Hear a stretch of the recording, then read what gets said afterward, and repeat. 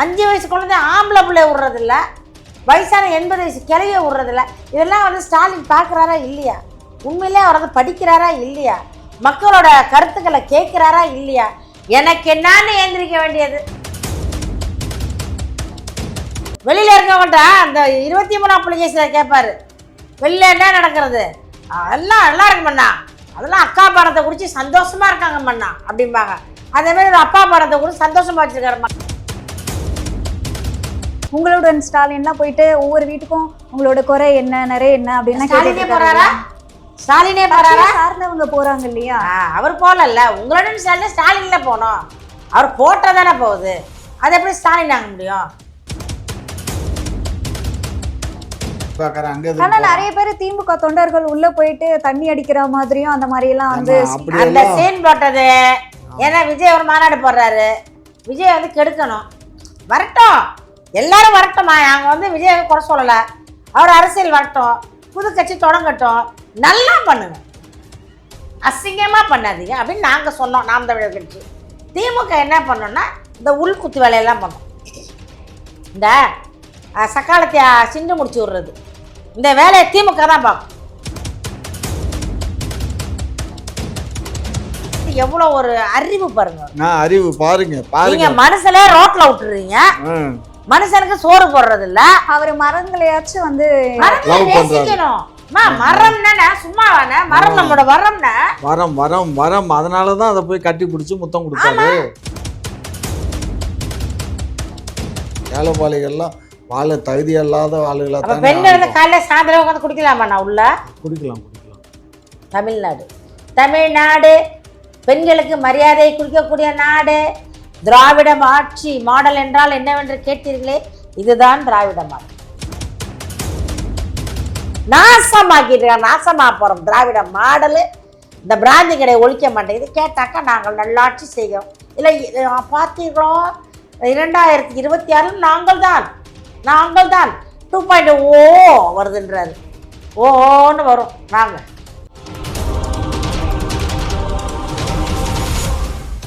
குக்கு செய்தி நேயர்களுக்கு வணக்கம். நான் உங்க தீபிகா. இன்று நிகழ்ச்சியின் சிறப்பு விருந்தினர்கள் திமுகவின் மூத்த முன்னோடி முனைவர் காமாட்சி நாயுடு அவர்கள் மற்றும் நாம் தமிழர் கட்சியின் மாநில கொள்கை பரப்பு செயலாளர் வண்டை சுமதி அவர்கள். இருவருக்கும் வணக்கம்.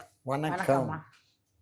இப்போ முதல்வர் மு க ஸ்டாலின் அவர்கள் என்ன சொல்லியிருக்காரு அப்படின்னு பார்த்தீங்கன்னா, மற்ற மாநிலத்தை காட்டிலும் வந்து அதாவது தமிழகத்துல பெண்கள் பாதுகாப்பா இருக்காங்க, ஸோ இங்க வந்து பாதுகாப்பா நாங்க பாத்துக்கிறோம் அப்படின்ற மாதிரி ஒரு விஷயத்த சொல்லியிருக்காரு.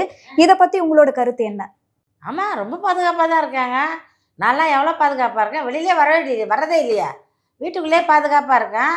பொம்பளை பிள்ளைங்க பாதுகாப்பாக வீட்டுக்குள்ளேயே இருக்குது, அலுவலகத்துக்கு போவோம் பாதுகாப்பாக வீட்டிலே இருக்குது. ஏன்னா வெளியில் நடமாட முடியல. அப்போ தமிழகம் வந்து பாதுகாப்பாக இருக்குன்னு ஒத்துக்கிறீங்களா?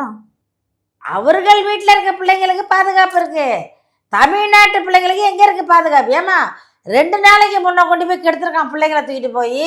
ஸ்கூலில் ஒரு 11-12 பிள்ளைங்கள என்னமோ ஆசிரியருக்கு எடுத்திருக்காரு, பிடிச்சி அடிச்சிருக்காங்க. என்ன பாதுகாப்பு இருக்கு? படிக்கிற பள்ளிமா, ஒரு கல்வி, அந்த கல்விங்கிறது வந்து சரஸ்வதி வாசம் செய்கிற இடம்.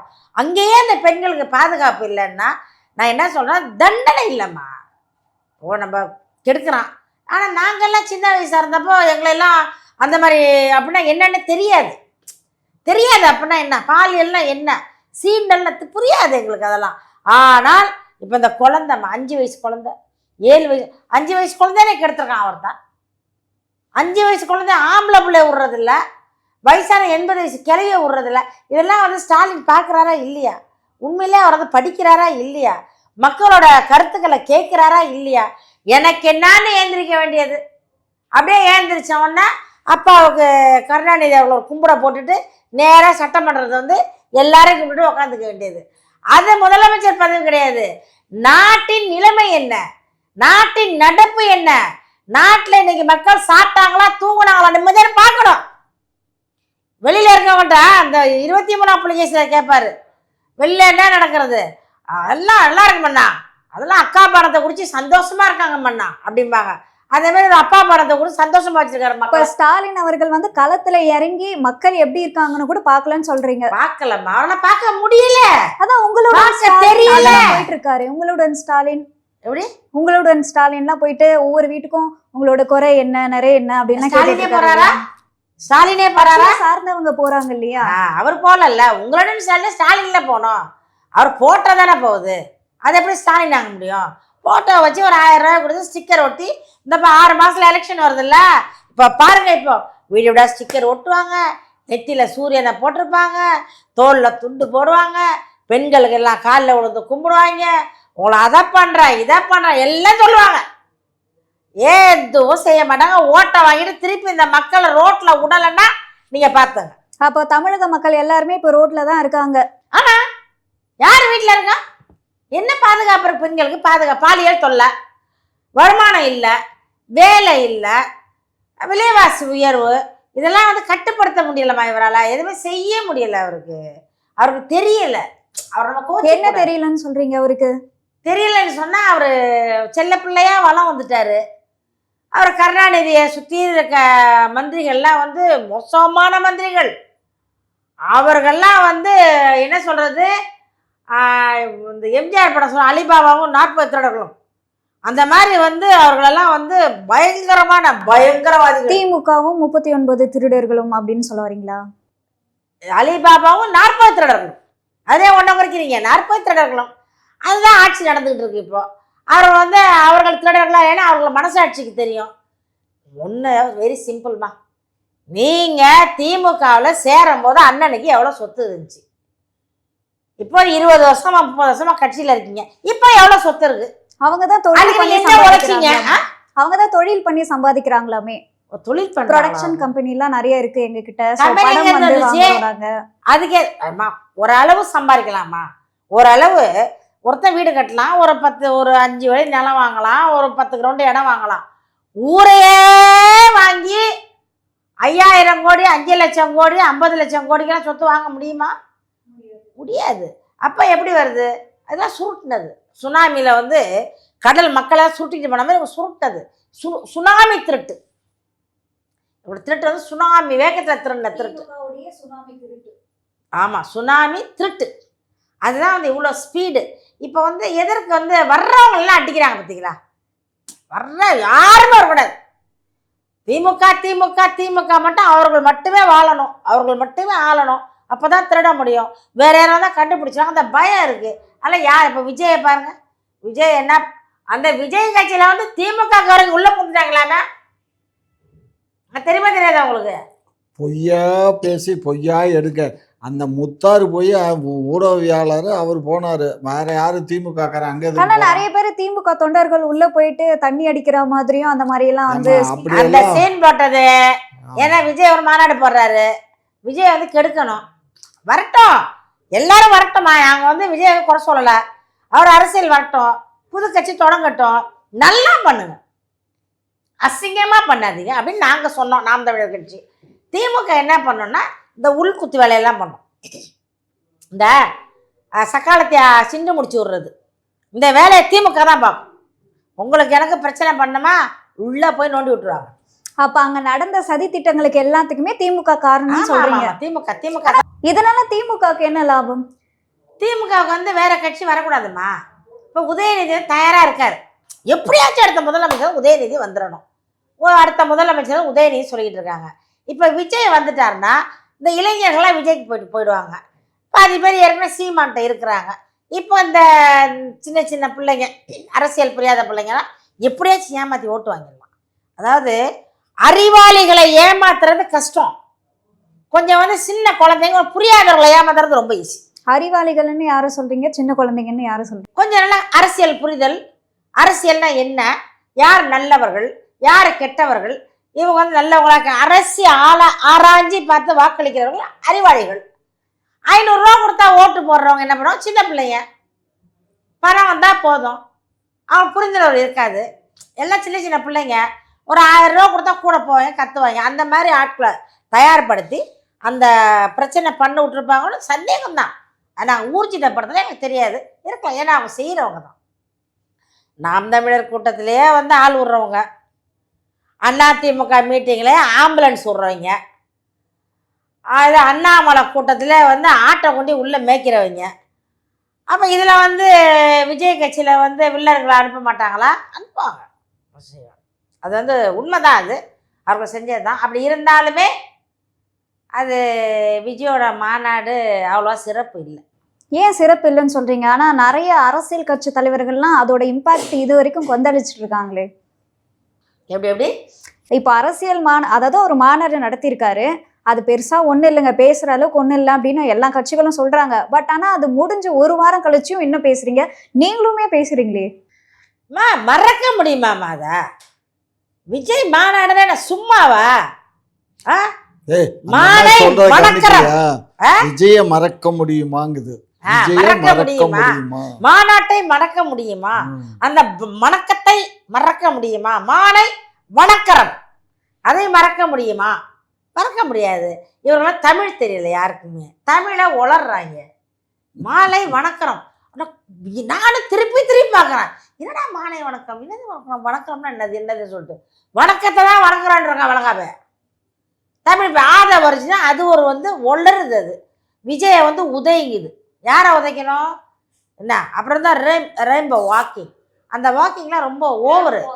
ரேம் வாக் பெரிய உலக அழகி ஐஸ்வர்யா ராய், இவரு பெரிய அமெரிக்காவில் போய் உலக அழகி. ஆனா அப்படிப்பட்டவரை தான் நான் பாக்குறதுக்காக அவ்வளவு கூட்டம் வந்து கூடி இருக்கு. நடிகரை பார்க்கலாம். ஐயோ அதாம்மா நம்ம நாடு அண்ணன் சீமான் சொல்லுவார்ல, ஒரு தலைவனை திரையில தேடாதீங்கடா அப்படின்னு சொல்லுவார் அடிக்கடி. எங்க அண்ணன் சீமான் சொல்லுவாரு. அப்ப சீமான் அவர்களும் திரையில இருந்து தானே வந்திருக்காரு. ஆமா, திரையில இருக்கிறது வேறமா. திரையில வந்து ஒரு கவிஞர், ஒரு பாட்டு எழுதுறவர்கள், ஒரு புலவர்கள், ஒரு டயலாக் எழுதி தர்றவங்க, ஒரு படத்தில் நடிச்சவங்களாம் நடிகர் கிடையாது. இவர் எல்லா படத்தையும் வந்து எத்தனை சீமான் ஒரு படம் தான் நடிச்சிருக்காரா? ஒரு படம் 2 படம் நடிச்சா ரொம்ப ரொம்ப ஹீரோ, ஒரு பாப்புலர் இல்லம்மா. அவரு ஒரு ஆபாச காட்சியில் நடிச்சதில்லை. அவர் ஒரு ஆபாச காட்சி அந்த மாதிரிலாம் நடிச்சதில்லை. ஒரு கருத்துள்ள படங்கள் நடிச்சிருக்காரு, இல்லைன்னு சொல்லல. அவர் அரசியலுக்கு அந்த பிற்பாடு ஒதுக்கிட்டாரா இல்லையா? ஒதுக்கிட்டாரு. இவரும் இந்த வருஷத்தோட வந்து நான் எல்லாத்தையும் முடிச்சுட்டு முழுக்க அரசியலுக்கு வந்துறேன்னு கோடி கோடி கோடியா சம்பாரிச்சு உலகம் பூரா பாட் பாட்டா வீடை வச்சுக்கிட்டு, இந்த பக்கம் ஒரு பெரிய பங்களா, இந்த பக்கம் சின்ன பங்களா வச்சுக்கிட்டு. ஆனா அவரு சொந்தமா சம்பாதிச்சு தானே இது மாதிரி வாங்கியிருக்காரு. சொத்து சேர்த்துட்டு காலம் முடிஞ்ச காலத்துல ரிட்டையர் ஆகிற வயசுல நீங்க வந்து அரசியலுக்கு எதுக்கு வர்றீங்க? அவர் வந்து முடிஞ்சதான் மக்களோட கஷ்டம். இப்பதான் அவரு வந்து சினிமால ரொம்ப பீக்ல இருக்காரு. 250 கோடி 300 கோடி வந்து சம்பளம் வாங்கிட்டு இருக்க டைம்ல தானே விட்டு வராரு. இனிமே ஒரு சான்ஸ் கிடைக்காதுமா. கிடைச்சாலும் ஒரு வாய்ப்பு 2 வாய்ப்பு கிடைக்கும். அதுக்குள்ள அரசியலை பத்தி இவர் வந்து எப்படின்னா, ஒருத்தரால உந்தப்பட்டவர் தான் அவர், ஒருத்தரால வந்து கொண்டு வரப்பட்டவர் தான் அவர். அரசியலுக்கு வந்து நீ வா, நீ இதெல்லாம் பேசு, கட்சியை தொடங்கு, நாங்கள் பார்த்துக்குறோம். இது யாருக்குன்னா நம்ம சீமானுக்கு எதிர்ப்பாக இந்த இளைஞர்களை ஈர்க்க வேண்டும். யார் அந்த மாதிரி சொல்லி கொடுத்து விஜய் அவர்களை கூட்டிட்டு வந்தாங்கன்னு நினைக்கிறீங்க? இது வந்து திருடர்கள் கட்சி தான். திருடர்கள்லாம் ஒரு கட்சியில இருப்பாங்க. அந்த திருடர்கள் வந்து என்ன பண்ணுவாங்கன்னா, திருட்டு வேலையை பூரா செய்வாங்க. அது மக்களுக்கு புரியுமா? அது உங்களுக்கு புரியும், உங்க சிரிப்பிலே தெரியுது புரியுதுன்னு. அண்ணன் கேட்டா இன்னும் விளக்கமா சொல்லுவாரு. விளக்கமா சொல்லுவேன். விளக்கமா சரி, அந்த திருடர்கள் கட்சி எந்த கட்சின்னு நினைக்கிறீங்க? அந்த அம்மா போற போக்குல என்னத்தையும் தெளிச்சு விட்டு போகுது. அந்த அம்மா பேசுறதுக்கெல்லாம் என்கிட்ட பதில் கேட்டேன்னு வச்சுக்கோ, நாரி நலமலைஞ்சு போயிடும். திமுக பத்தி நானும் பார்த்துக்கிட்டு இருக்கேன், அவ்வளோ தப்பா பேசுது. ஏன்னா அவங்க தலைவர் அவங்க தலைவர் எப்படியோ தொண்டர்கள் அப்படித்தானே, அவங்க தலைவர் மார்த்த கட்டி பிடிச்சு முத்தம் கொடுக்குறாரு. அப்ப அவர் எப்படிப்பட்ட தலைவர்? அவருக்கு வந்து எவ்வளவு ஒரு அறிவு பாருங்க. அறிவு பாருங்க. மனுஷனே ரோட்ல விட்டுறீங்க, மனுஷனுக்கு சோறு போடுறது இல்ல. அவரு மரங்களையாச்சும் வந்து மரம்னா சும்மாவான மரம், நம்மளோட வரம் அதனாலதான் அதை போய் கட்டி பிடிச்சு முத்தம் கொடுத்தாரு. மரம் பேசுமா? பேசும். ஒண்ணு இல்ல, ஒரு சின்ன கதை சொல்றேன். வரதா புயல் வந்துச்சு தெரியுமா? கஜா புயல். அப்போ வந்து நான் ஒரு கிராமத்துக்கு போயிருந்தேன். அப்போ அந்த அண்ணி வந்து வீட்டுக்குள்ள இருந்தாங்க, காணோம். அப்போ நான் வாசல்ல போயிட்டு ஒரு பத்திரிக்கை வைக்க போயிருக்கேன். அண்ணின்னு கூப்பிட்றேன், சத்தம் வரல. கொல்லை பக்கம் போய் பார்த்தா ஒரு தென்னை மரம். அந்த தென்னை மரத்துல அப்படியே சாஞ்சிக்கிட்டு அழுதுட்டு உட்காந்துருக்கு.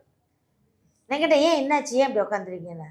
ஐயோ என் மவனேன்னு கட்டி பிடிக்குது. மேலே வந்து பாதி மரம் முறிஞ்சி உளுந்துருக்கு. மரம் முறிஞ்சி உளுந்துட்டுன்னா அந்த மரத்தை கட்டி பிடிச்சி அழுதுகிட்டு இருக்கு. பக்கத்தில் ஒரு 4-5 மரம் சாஞ்சிட்டு அது சொல்லுது, எனக்கு வந்து சோறு போட்ட பிள்ளைவோ இதுவெல்லாம் எனக்கு வந்து வருஷம் வருஷம் வந்து அந்த தேங்காயை பறித்து தான் நான் வந்து என் குடும்பத்தை நடத்தினேன். நான் சாப்பிட்டேன். என் புள்ள வந்து வெளிநாட்டில் இருக்குது. எனக்கு வந்து ஒரு மாதிரி கவலையாக இருக்கும்போது இங்கே உட்காந்து இவன் மேலே இப்படி சாஞ்சேன்னா என் கவலை தீந்துடும், அந்த காற்று வரும். அப்படியே அந்த தேங்காயை பறித்து நான் விற்று வாழ்ந்தவன். என் பிள்ளையெல்லாம் செத்து கிடக்கு. ஒரு மரத்தை நம்ம பேசினாங்க, இது உண்மை, உண்மையான போட்டு போகிறக்கான இல்லை. என் பிள்ளையெல்லாம் சாஞ்சு கிடக்கு. இந்த புள்ள தான் எனக்கு சோறு போட்டுச்சு, இந்த புள்ள தான் என்னை வளர்த்துருந்துச்சு, அது உண்மை. ஒரு செடிக்கிட்ட போய் நீங்கள் பேசுங்க, என்ன பூக்கவே மாட்டேங்கிறா? நாளைக்கு நீ பூக்கம்னா அவ்வளோதான் சொல்லிட்டு வாங்க, மறுநாள் பூக்கும். செடிக்கு வந்து அந்த உணர்வு இருக்குது, உணர்ச்சி இருக்குது. சில செடிகளை போய் தொடுங்க சுருங்கும், சில பூக்களை தொடுங்க அந்த மகரந்தை நம்ம கையிலே ஒட்டும், அந்த பூ சுருங்கிரும். உண்மை பேசுவோம். அதை வந்து அவர் என்ன சொல்கிறாருன்னா, பூக்கள் வந்து இன்னைக்கு எவ்வளோ பேர் வந்து தேன் மகரந்தம் வருது இல்லைம்மா, தேன் கூட எங்கேருந்துமா வருது? மலர்கள் இருந்தால் மகரந்தம் எடுக்குது, தேன் எடுக்குது. அந்த ஒரு பூக்கு இன்னொரு பூ கனெக்ஷன் ஆகுது. எப்படி ஆகுது? அந்த மகரந்த சேர்க்கை எப்படி நடக்குது? அதிக பூ முளைக்கிறதுக்கு வண்டுகள் தேனை உரியுது. அது போய் என்ன பண்ணுது? தேன் கூடு கட்டுது. அந்த தேனை வாங்கி நல்லா நக்கிறோம்ல, அப்போ இனிக்குதுல்ல. அப்போ செடி இருக்கக்கூடாது, பூ இருக்கக்கூடாது. செடியோட பேசுகிறாரு, பூவோட பேசுகிறாரு, வண்டோட பேசுகிறாரு. இதெல்லாம் உயிரியல் தெய்வம். அவருக்கு தெரியும். ஒரு மரமும் பேசிக்கும், அது தெரியும். அதெல்லாம் பழைய கதைகள்லாம் படித்து பாருங்கள். விக்ரமாதித்தன் கதையெல்லாம் படிச்சிங்கன்னா மரம் பேசுனதெல்லாம் இருக்குது, பேசும். அதற்கு தெரியும். இன்னைக்கு வந்து ஒரு சந்தன மரத்தை வளர்த்தாக்கா காசு வரும்னு தெரியும், இவங்களுக்கு வளர்க்குறாங்க.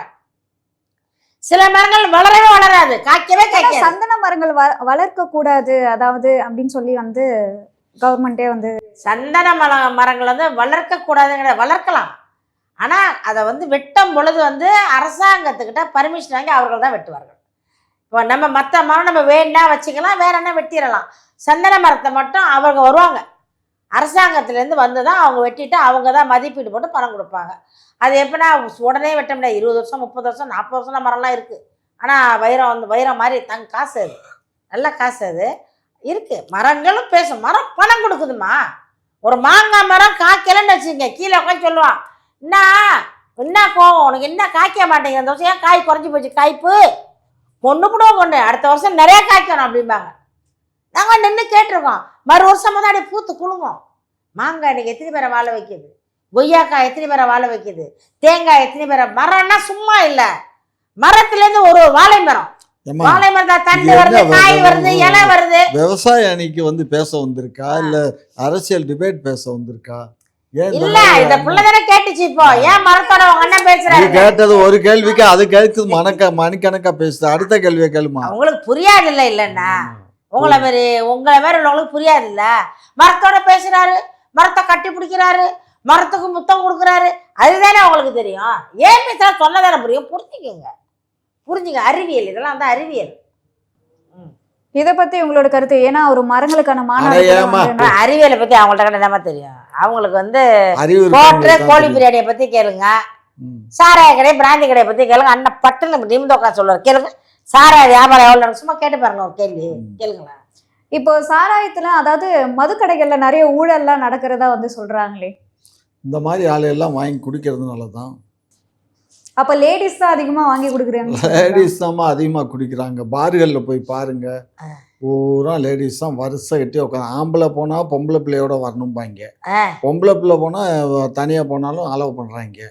அது பூரா பாரில் உட்காந்துட்டு வரிசையாக குடிக்குதுங்க. நேற்றுக்கு காலையில் அந்த இடத்துக்கு போறவங்க எல்லாருமே வந்து அதிக அளவுல பணம் வச்சிருக்கவங்க தான் போவாங்க.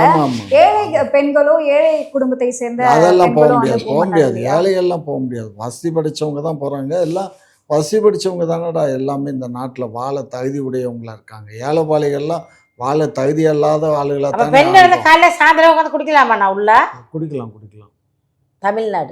தமிழ்நாடு பெண்களுக்கு மரியாதை குடிக்கக்கூடிய நாடு. திராவிட ஆட்சி மாடல் என்றால் என்னவென்று கேட்டீர்களே, இதுதான் திராவிட மாடல். தெரியுதா? பெண்கள் வந்து காலையில் ராத்திரியில குடிக்க குடிக்கிறாங்க, அதுக்கு அலோட் பண்ணுறாங்க. சாராய கடை வச்சிருக்கிறது யாரு? சாராயம் காய்ச்சறது யாரு? அவங்க சாராயம் காய்ச்சறது இல்லை, நாங்கள் மதுக்கடைகள் தான் திறந்து வச்சிருக்கோம்னு சொல்கிறாங்க. மதுக்கடைன்னா என்ன? சாராயம் தான். அது சாராயம் வந்து இப்போ தமிழ் வார்த்தை, வெள்ளையாக இருக்கும். இன்னும் கொஞ்சம் ஆல்கஹாலை கூட ஊற்றினா பிராந்தி, இன்னும் கொஞ்சம் ஆல்கஹால் ஊற்றினா விஸ்கி, அவ்வளோதான். ஒரே போதை தான். போதைப் பொருள் ஒன்று தான் அதில் கலப்படம் பண்ணுறது. அதில் விதவிதமாக மாற்றி மாற்றி பேரை மாற்றுவாங்க. உங்கள் கம்பெனினா உங்கள் பேரை போட்டுக்கிறது. இப்போ என் கம்பெனினா என்னை பேரை தூக்கிட்டு ஷார்ட்டாக ஒரு பேரை வச்சு என் கம்பெனி. ஒரு கம்பெனிக்கு ஒரு பிராண்டு வேணும்ல, அதான் அந்த மாதிரி தான். அப்ப திமுக ஆட்சியில மட்டும் தான் இந்த மது கடைகள் அதிகமாயிருக்கு, பெண்கள் குடிக்கிறாங்க அப்படின்ற குற்றச்சாட்டெல்லாம். திமுகவுல தான் அதிக மதுக்கடை, அதிக பாலியல், அதிக பெண்கள் தாலி அறுக்க வைப்பது, பெண்கள் குடிப்பது, அதிகமா ஆக்சிடென்ட் ஆகுறது எல்லாமே இங்கதான்.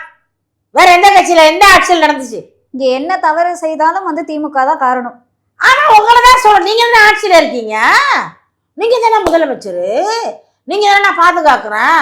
அப்படியே நாங்கள் வந்தால் முதல் கையெழுத்து ஒழிப்புன்னு சொன்னது நீங்க தான். உங்களை தானே கேட்போம்.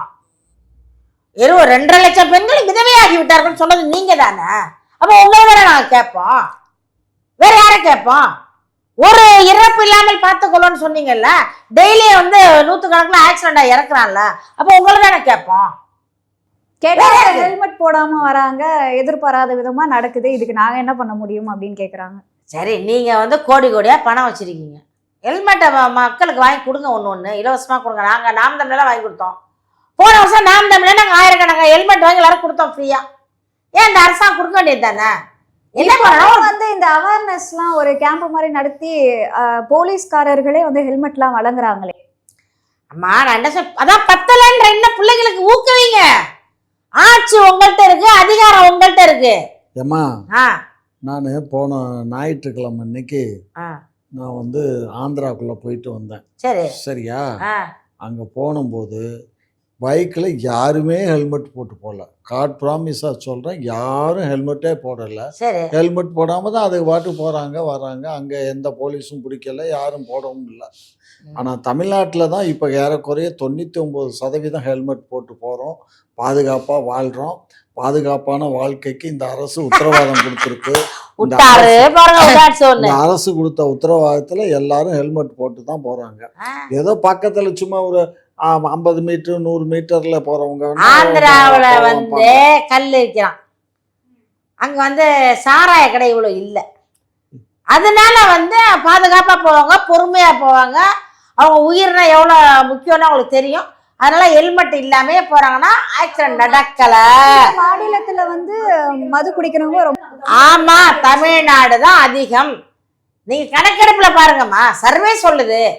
ஆந்திரால கல்லுக்கடை இருக்கு, கேரளாவில் கல்லுக்கடை இருக்கு, எல்லா இதுலேயும் மாநகரத்துலேயே கல்லுக்கடை இருக்கு. நம்ம தமிழ்நாட்டில் மட்டும் கல்லுக்கடை இல்லை, சாராய கடை. அது சாராய கடை தனி முதலாளி கிடையாது, அரசாங்கமே நடத்துது. அப்போ அந்த குடிச்சவன் என்ன போதை அந்த ஆல்கஹால் ஏறி போகுது. அவங்க என்ன செய்யணும், அவங்க மறந்துடுறாங்க, சுயநினைவு மறந்து ஸ்பீடாக போகிறாங்க. போகும் பொழுது விழுவுறாங்க, ஆக்சிடென்ட் ஆகி இறந்துடுறாங்க. இறக்காமல் இருக்கணும்னா ஹெல்மெட் போடுங்க. ஆனால் நீங்கள் மெதுவாக போகிறது முக்கியம் இல்லை, சாராயம் குடிக்கிறதுக்கு பிரச்சனை இல்லை. ஆனால் உளுந்து அடிப்படக்கூடாது, ஹெல்மெட் மட்டும் போட்டுங்க. ஹெல்மெட் போடலன்னா 500 ரூபா ஃபைனு, 1000 ரூபா ஃபைனு. அது சாராயம் கிடையாதுன்னா எதுக்கு தேவையில்லை ஹெல்மெட்? எதுக்கு? ஏன் சாகுறான்? நீ உண்மையிலே ஒரு உயிர் மேல அக்கறை இருந்தா, மக்கள் மேல அக்கறை இருந்தா சாராய கடை மூடுங்க. அப்போ நாங்களும் கழிவு ஊற்றிட்டோம், காரி திப்பிட்டோம், என்னென்னமா கேட்டு பார்த்துட்டோம். கொஞ்சம் கூட வெக்க சூடு சொரணை இல்லை, கொஞ்சம் கூட வெக்க சூடு சொரணை இல்லாம சாராய கடை, தெருவுக்கு நாள் சாராய கடையை திறந்து வச்சு பொம்பளை பிள்ளைங்க தாலியை அப்புறம் அறுத்து கர்ப்பப்பையெல்லாம் அறுத்து எரியிற மாதிரி செஞ்சு நாசமாக்கிட்டு நாசமா போறோம். திராவிட மாடலு இந்த பிராந்தி கடையை ஒழிக்க மாட்டேங்குது. கேட்டாக்கா நாங்கள் நல்லாட்சி செய்கிறோம். இல்லை பார்த்தீங்களோ 2026 நாங்கள் தான் 2.0 வருதுன்றாரு. ஓன்னு வரும். வாங்க.